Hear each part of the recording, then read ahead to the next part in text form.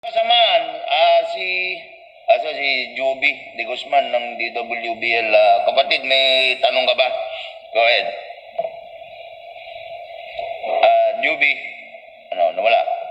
Nawala. Sila kaya Nagtabi pa siya. Lakay, may tanong ka ba ulit? Nasa si Lakay? Ayun, Joby. May tanong ka ba? Go ahead.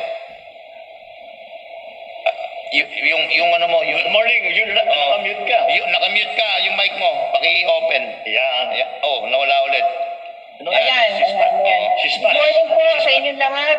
Senator Bong, gusto ko lang malaman, kagaya rin po ba ni Duterte na Pangulo natin ang gagawin po ninyo kung sakaling kayo po maging presidente?